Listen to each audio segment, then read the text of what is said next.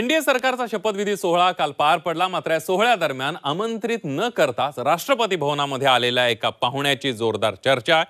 शपथविधी सोहळ्यादरम्यान राष्ट्रपती भवनामध्ये एक पाहुणा आरामात फिरताना दिसला। भाजपचे नवनिर्वाचित खासदार दुर्गा दास यांना राष्ट्रपती द्रौपदी मुर्मू पद आणि गोपनीयतेची शपथ देत होत्या। यावेळेला शपथ पूर्ण झाल्यानंतर ते अभिवादन करण्यासाठी उठले असता मागे आपण बघतोय शपथविधी सोहळ्याच्या वेळेला तो प्राणी बिबट्या होता की मांजर अशी चर्चा सुरू झालेली आहे। ही मांजर होती। दिल्ली पोलिसांनी हे स्पष्टीकरण दिलं। आताच्या घडीची एक मोठी बातमी आपण बघतोय। शपथविधी सोहळ्याच्या वेळेला एक प्राणी राष्ट्रपती आणि शपथविधी सोहळ्याच्या स्टेजच्या मागून जाताना दिसला। ती मांजर होती असं दिल्ली पोलिसांनी स्पष्ट केलेलं आहे। एक महत्त्वाची बातमी आपण बघतोय।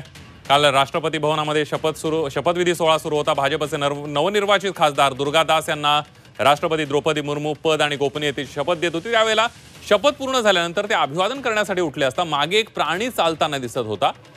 तो प्राणी कोण होता अशी चर्चा सुरू झाली होती। तो बिबट्या होता की मांजर अशी चर्चा सुरू होती। मात्र ती मांजर होती असं दिल्ली पोलिसांनी आता स्पष्ट केलेलं आहे। ही दृश्य आपण बघतोय। या दृश्यांमध्ये दिसणारा तो प्राणी मांजरच होती हे दिल्ली पोलिसांनी स्पष्ट केलंय।